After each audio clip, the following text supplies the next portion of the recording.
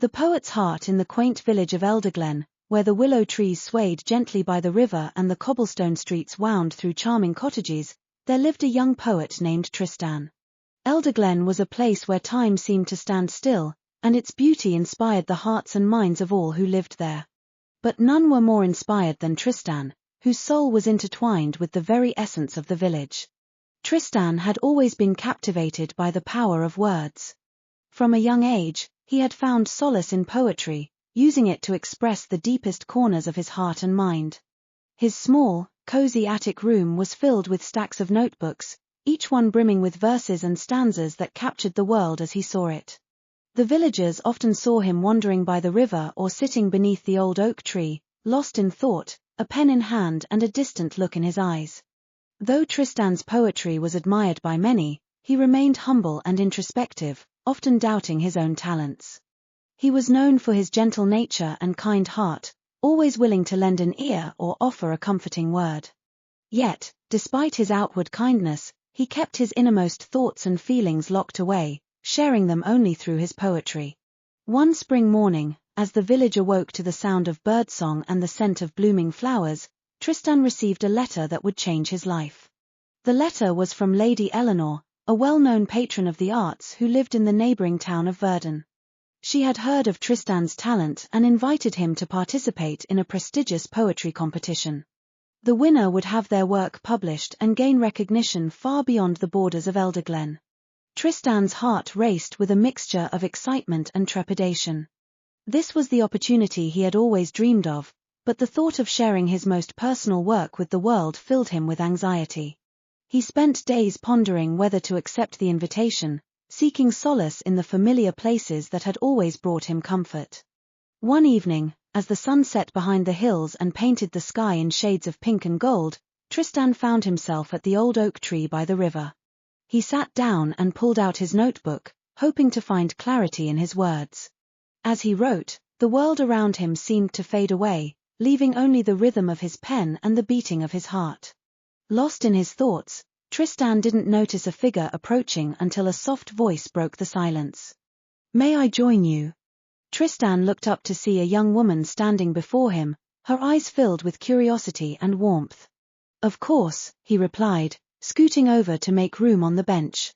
The woman sat down and introduced herself as Lila. She was new to Elderglen, having recently moved from the city in search of a quieter, more fulfilling life. Lila had always loved poetry and had heard of Tristan's talent from the villagers. "I've read some of your poems," she said, her voice gentle and sincere. "They are truly beautiful. You have a gift for capturing the essence of this place and the emotions that bind us all." Tristan felt a blush rise to his cheeks. "Thank you, Lila. That means a lot to me. Sometimes I wonder if my words are enough, if they can truly convey what I feel." Lila smiled. "Your words have a power that goes beyond the page. They touch hearts and inspire others. Don't doubt yourself, Tristan. You have a voice that deserves to be heard." Her words resonated deeply with Tristan, and he felt a spark of confidence ignite within him. Over the following days, Lila and Tristan spent much time together, exploring the village, sharing stories, and discussing poetry. Lila's encouragement and genuine appreciation for his work helped Tristan see his talent in a new light. With renewed determination, Tristan decided to accept Lady Eleanor's invitation. He spent countless hours crafting his entry for the competition, pouring his heart and soul into every line. His poem, titled The Heart of Elderglen, was a tribute to the village and its people, capturing the beauty and tranquility that had always inspired him. On the day of the competition, Tristan traveled to Verden with Lila by his side. The town was abuzz with excitement, and the grand hall where the event was held was filled with poets, artists, and patrons of the arts. Tristan felt a mix of nerves and anticipation as he took his place among the contestants. When it was his turn to present, Tristan stepped onto the stage, his heart pounding in his chest. He took a deep breath and began to recite his poem, his voice steady and clear. As he spoke, he felt the familiar connection to his words, the rhythm and emotion flowing through him. The audience listened in rapt silence, captivated by the beauty and depth of Tristan's poetry. When he finished, the hall erupted in applause, and Tristan felt a sense of accomplishment and pride he had never known before. To his astonishment, Tristan was announced as the winner of the competition. Lady Eleanor herself presented him with the award, praising his work and expressing her admiration for his talent.